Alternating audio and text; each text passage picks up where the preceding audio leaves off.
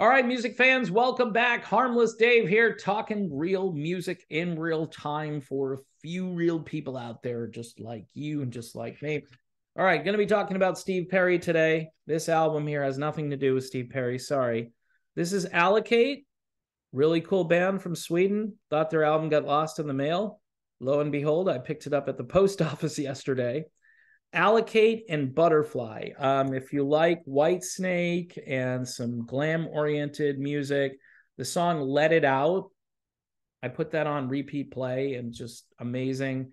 Had the guys on the show a couple of months ago, I think now, and they're just great people with great music in real time for real people. Anyway, Allocate, Butterfly, just fantastic. Go listen to it. Go stream it at the very least.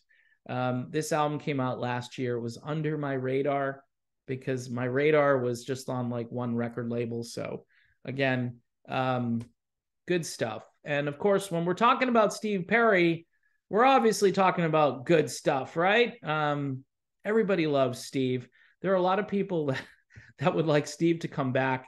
It's the 50th anniversary. Steve, just come back, do one gig, show up, wave, and walk off stage. I think that would be amazing. Steve could give a hug to Neil. I don't think he's going to give a hug to John, but I'm thinking he's probably going to stay away from this train wreck of, daytime soap opera madness, which is the Journey tour. The tour has been pretty good. It's just the stuff that's said before and after and on Twitter and all these different places, but I haven't been paying that much attention to it lately. I think it may have died down a little bit. But in this video, I'm going to talk about how I think Journey booted Steve Perry, but I do think this was more Steve than Journey, believe it or not. Even though Journey went out there looking for a singer and Perry freaked out allegedly, but Perry holding out about, the surgery that he was supposed to have and he didn't have it. And then he ended up having it, ironically.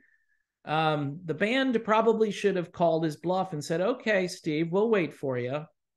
But in those days, when you do an album, you do a tour. And I think Jonathan Cain in one of those videos talked about how this is what you do.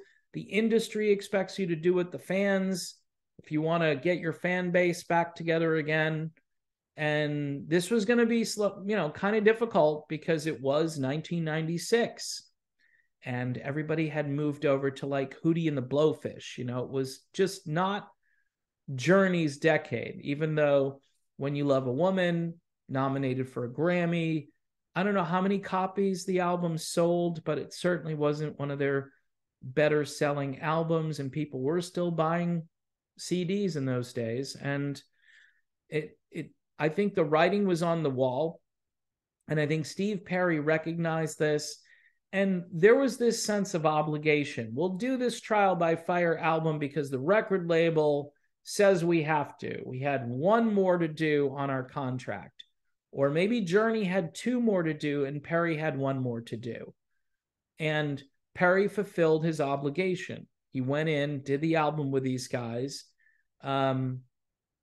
Doesn't seem like there was a lot of camaraderie there. Allegedly, Perry was in a lot of pain when they shot the video for When You Love a Woman. So again, these guys, whether it's the industry or the band, putting all kinds of pressure on Perry, and Perry was already just a very fragile person when it came to all of this, constant touring and adulation and no privacy. And, I just want to get back to music and this kind of thing. But it became, again, about stardom. I'm in this rock band.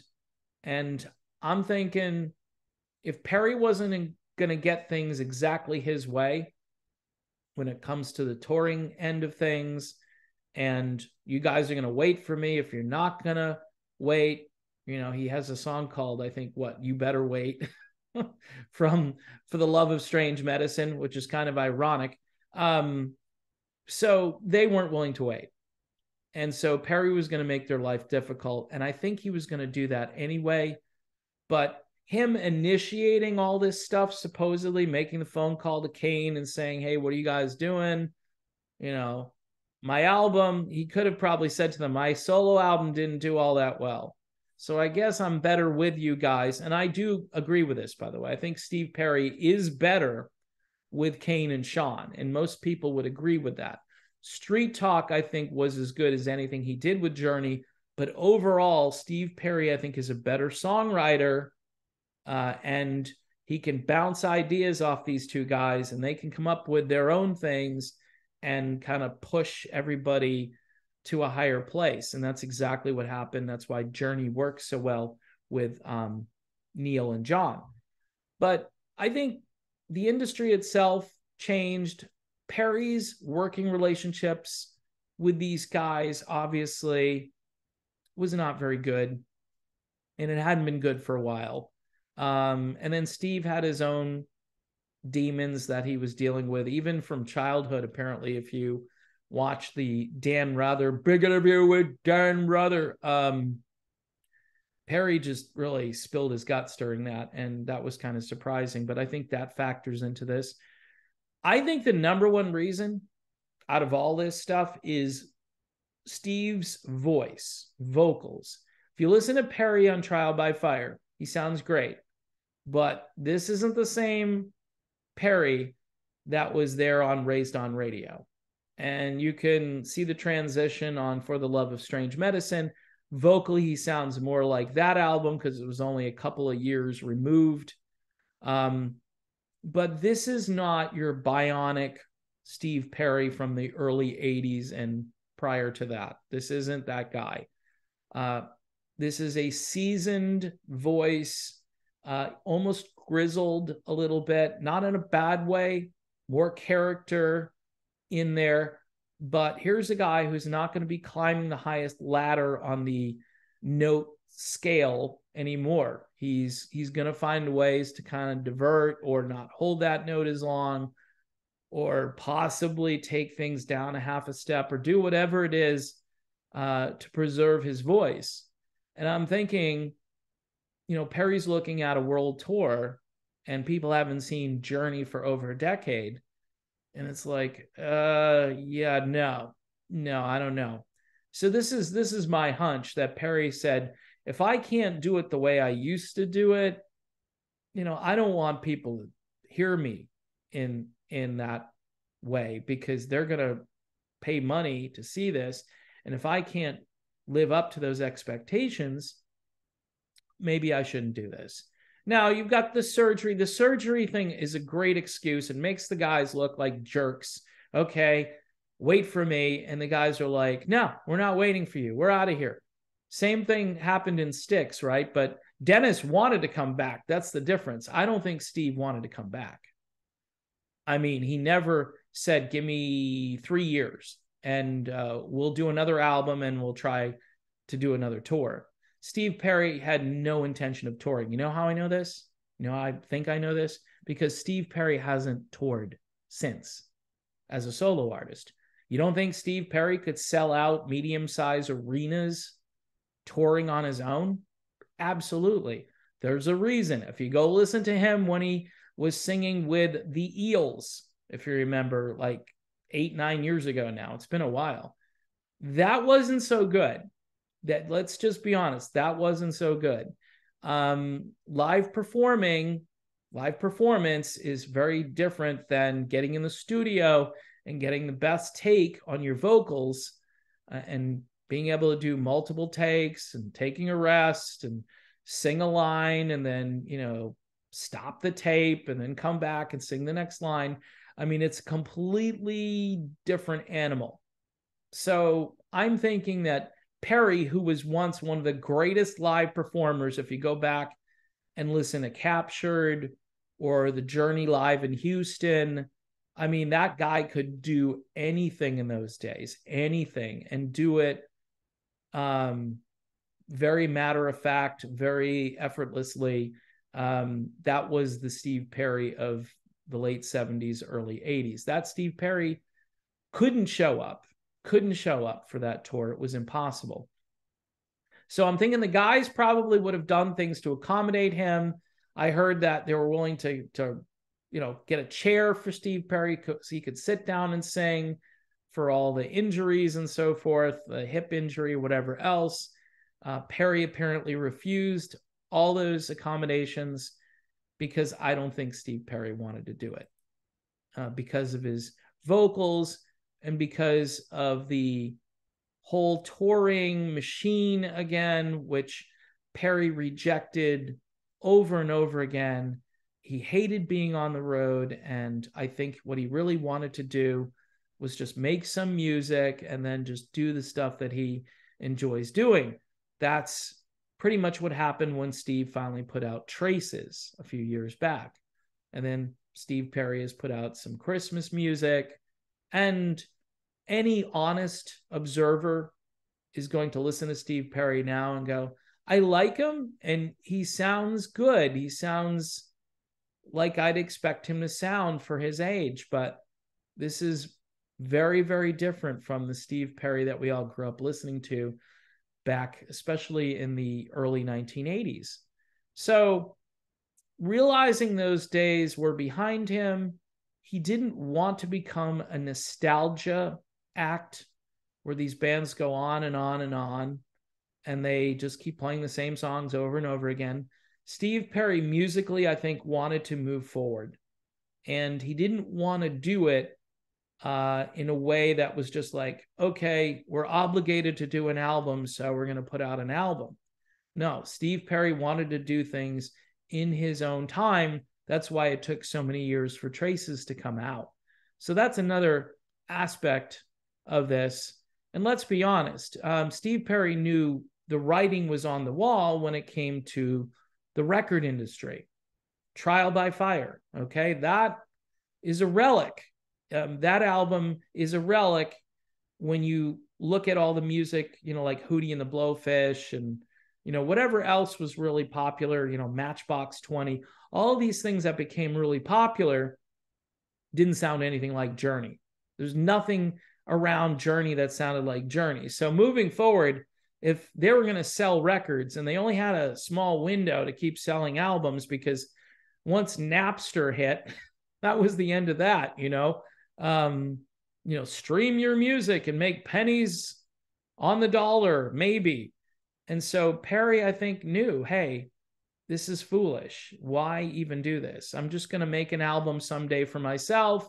And if the fans like it, maybe they'll buy a few copies and maybe I'll make, $5,000, $10,000, some super low number. Who knows what he made on Traces? Probably less than 100,000 when he put that out. That would be my guess. Maybe he made more because, he's Steve Perry, but he knew the industry had changed. Music streaming was basically destroying it. So there was no desire to come back and do this. And he wasn't going to be a road warrior. In fact, he was not capable of being a road warrior anymore. So hence, that's why, hey, Arnel, he sings his heart out every night. He knows that that's difficult. And now, you're hearing all these rumors about technology being used and being a substitute for, real singing. That Steve Perry can't let his reputation fall to fake Steve Perry. There's no way. I mean, he's one of the great vocalists of all time. I mean, you don't want to tarnish your reputation by being accused of using AI to get through a show. I think that would be disastrous for Steve Perry, and he would never allow that to happen. I think Steve Perry would rather sing like he did with the Eels than, try to design a former version of his vocal self to put out there to fool people. So in any event, I think the real reason Steve Perry left Journey is because vocally, he just wasn't where he used to be, and that would have been really bad for him to go on stage. And look what happened to Steve Augeri, who supposedly was fresh, right? Hadn't sung for a few years, and his voice still seemed to be in great shape. And within a couple of years, it was destroyed, and Arnel, Arnel has hung in there a long time, but The word is that Arnel is getting some kind of assistance from the soundboard. Can't confirm that for sure, but everybody I've spoken with and some people very close to the situation have alluded to that possibility. That's not Steve Perry. So if you look at the vocals and you look at the touring and the working relationships, there are a number of factors. And in hindsight, with what's happened to Journey over the past year, Steve Perry made a great choice. He made a great choice. He can enjoy his life. He can reap the rewards of a great contract back from 1998.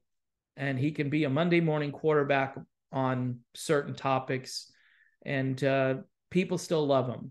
You know what I mean? People would just love to see Steve Perry show up for this 50th anniversary, not to be necessarily on stage and singing with these guys, but even if they had him on the big screen saying, congratulations, guys, I think that would be awesome. Somebody should reach out to him and say, hey, can you do like a little video congratulating these guys for 50 years? You don't have to do anything else. You don't have to say you like these people. Just congratulate them. Kind of like what he did at the Hall of Fame. I think that would work out really well. All right, so running out of air here. So imagine singing for hours and hours. All I do is talk. So here's Allocate. This is their album called Butterfly. Again, new music for real people in real time. Came out last year, and I think it's really good. So that's my video. Thanks for watching. Don't forget to subscribe to the channel, please, and I will see you soon.